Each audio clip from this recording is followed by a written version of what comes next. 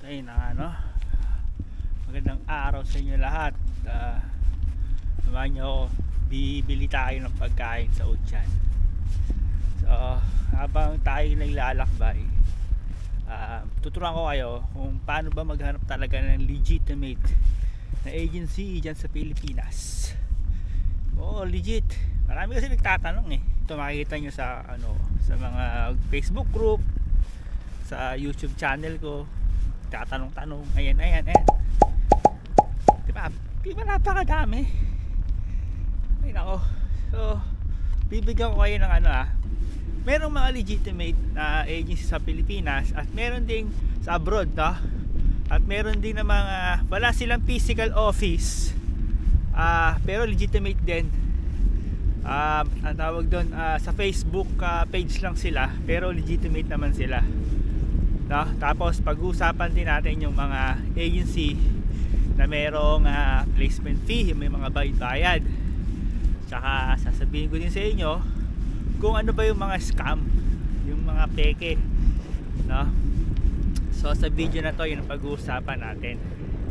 So tuturuan ko kayo kung paano maghanap ng legitimate, legit at trusted na agencies para makapunta kayo sa Europe. Okay, Europe kasi ako, kaya Europe lang pag-uusapan natin, no? Alright. So bago tayo mag-umpisa, please click subscribe and hit nyo rin yung bell notification para sa mga ganitong kwentuhan, tips and tricks, no? Alright.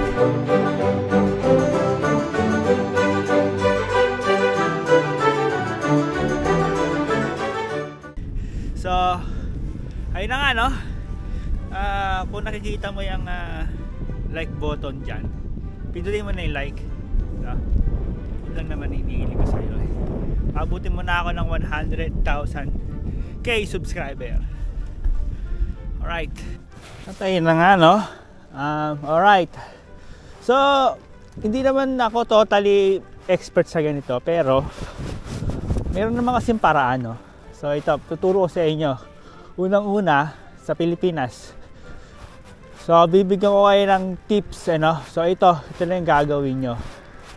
So panoorin yung maigi, tapusin nyo yung video kung gusto nyo talagang papuntahan yung agency na to. Tumatanggap sila ng walk-in or via email lang, no?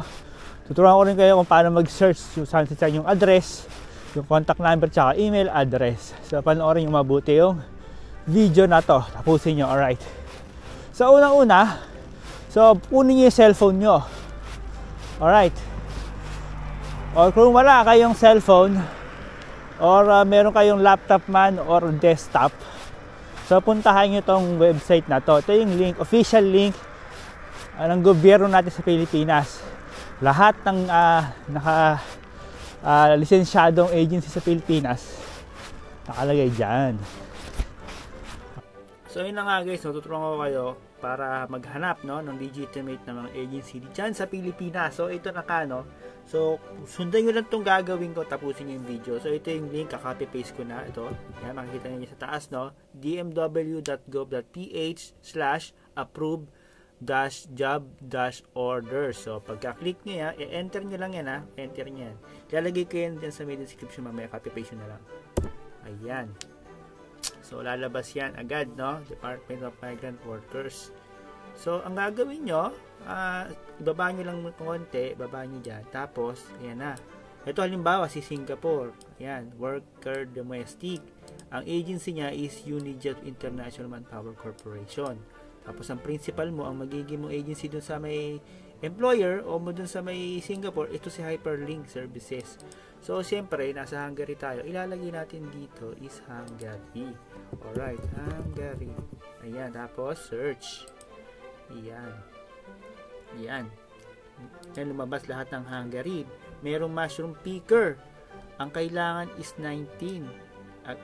Ito, tapos accreditation, regular lang. Tapos approval niya is no 2024 pa, no?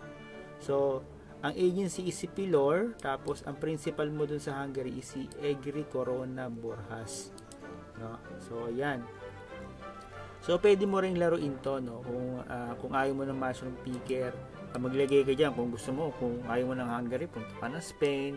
Nilalabas naman dyan mga halimbawa Japan, Middle East, Taiwan. So since nasa Hungary ako, so Hungary ang i-focus natin. So ito nga, pag kinili ko si Hungary tapos job site, nakalagay na lahat dito ng agency, tsaka yung job position, tsaka yung principal mo, yung employer mo sa ibaba natin ng konti. Ayan, mayroong machine operator, 30 ang kailangan. Ayan, ang Andrews ang agency sa Pilipinas, tapos ang magiging mong employer sa Hungary ito na si Colibri Manpower KFT. Ayan, si Andrews, maraming packer. Alright, tapos puro Andrews, to Sky High Manpower. So lahat na nakikita nyo dito is accredited, lahat ni DMW, lahat to is legitimate na agency. So ito na yung sagot sa tanong nyo lagi, ano ba yung legitimate na agency na pwedeng applyan. So ayan, magtiyaga lang kayo maghanap dyan, makakakita rin kayo. Ang dami niya, 700 plus yan. So room attendant, si Jedi, diba? Tapos ang magiging employer mo sa Hungary si AlphaWorks. So kilalang agency to rito, si AlphaWorks, sa Hungary. So housekeeper, si Hopewell, meron din. Yan, machine operator, housekeeping, yan. Dito si number 3. Alright, so marami, si Meet, recruiter, NYD, di ba? May NYD. Marami pa yan. Si Peridot, yan, Peridot, di ba? First Dynamic. Yan yung mga legitimate na mga agency pupunta dito. Tapos ito WHC. Ayan, si Peridot. Ito yung agency ko sa Pilipinas, sa Hungary. Si WHC, yan, dyan ako. Pero hindi ako nagpunta kay Peridot. Ako direct na nagpunta na kay WHC dito, Okay, may housekeeper si Peridot, WHC, Ito si WHC sa Hungary, ito isa sa top 1 recruitment agency sa Hungary ngayon. Top 1 na siya ngayon. Pangalawa si ProHuman. Alright. So, ayan, makikita nyo. Diba yan, ito na lahat ang sagot sa tanong nyo. Pipili na lang kayo dyan. Hanapin nyo na lang yung dyan. Yung ayan, job open. Meron mga in-house. Ayan, pwede kang mag-walk-in. So, siyempre, halimbawa, hindi mo alam yung address nito, di-establish, ganyan. Copy-paste mo lang yan, copy, tapos punta ka dyan, tapos i-paste mo dito. Lalabas na yung address niyan. Ayan na. Diba? Ito na yung address ni Eddie Staff Builder. Yan. Meron na rin mapa dyan. Diba? Halimbawa, sa number 5 tayo.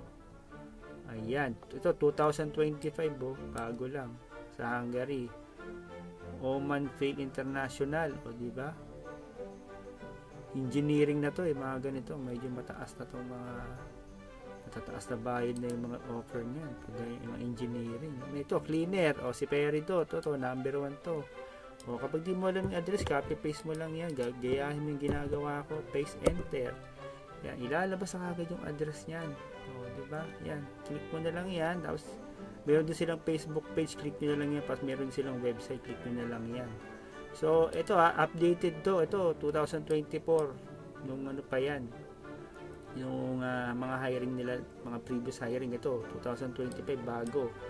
So, cleaner, kailangan ni Peridot. So, puntahan nyo na lang. So, ganyan lang kadali, ganyan lang kasimple maghanap ng agency sa sa internet. So hindi mo na kailangan magtanong kung ano ba yung mga legitimate na agency. Ikaw na lang mismo mag DIY ka na lang, Tsaka legitimate pa yung pupuntahan mong website kasi gobyerno. Alright. So di ba madali lang. So ito na nga, ituro ko naman sa inyo kung ano yung mga legitimate na na mga Facebook page nagpapapunta sa Europe. So ito, ganito lang yan, simple lang din.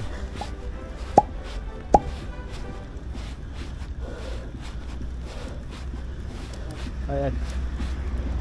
At ayun na nga guys, nakabili na tayo ng kailangan natin sa bahay sa pang-araw-araw. Bumili lang ako ng kamatis, sibuyas, bawang. Ayun lang, So naubos na naman yung budget ko. Sana makasurvive ako sa mga susunod na 2 linggo. Alright, dalawa, tatlo. Ayun ano. So ayun na nga no. Siyempre nakita nyo na yan no. Ito yung mga Facebook page, yan yung mga legitimate na ano. Ito naman pag-usapan naman natin. Siyempre madalas yung naririnig, may placement fee, may processing fee. So huwag kayong mag-alala no. So meron din naman kasing mga agency na yan. Yung mga nakita yung agency niya, mayroong mga ka-tie up na mga ano yan, lending office, no? Lending company. Siyempre negosyo eh. So siyempre kailangan mo na pang process or kailangan mo pang bayad ng placement fee. Meron silang i-refer sa iyo ng mga lending companies, no? So pwede mo silang bayaran ng mga ano, pwede ka mangutang ng 100,000 yan agad eh sa mga lending na yan. Ayun, oo. Tapos babayaran mo na siya ng 2 years, 1 year, mga ganon. Yun. Kasi ang alam ko kasi, ang requirement kasi sa mga lending, pag meron ka ng kontrata, may passport ka na, may PIDOS ka na, may plane ticket ka na, yan. Aprobahan ka agad yung lending mo, cash. Tapos syempre, meron ka dapat, ano, may kasama ka, parang guarantor. Pag di ka nagbayad, siya yung tatakbuhan. Ayan, diba? So, yun. So, sana guys, nakatulong yung ano, yung vlog ko, kung ano ba yung mga legitimate, para mahinto na yung katatanong na yan. So, nasa YouTube ko lang naman ang sagot, di ba? Andun ang sagot ko sa tanong mo, no? Ano ba yung mga legitimate na mga agencies, ano yung address, ano yung company, anong contact number, nandyan na lahat, no? Isang click away na lang pag nakahiga ka sa kama mo, mag-browse ka sa cellphone mo, kaya sa computer mo, sa laptop mo, pero naman, bilis lang yan. So kasi, walang mangyayari sa'yo kung di ka kikilos.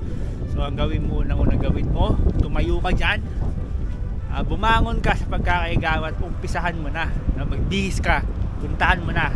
Kung wala ka pang passport, kumuha ka na. Kaya ang pinaka first step mo, kumilos. Alright, so ganoon na lang guys yung vlog ko. So subscribe na lang, no? Paabuti natin 100k. So yun palagi, stay healthy, God bless, at peace. Alright. Lamig.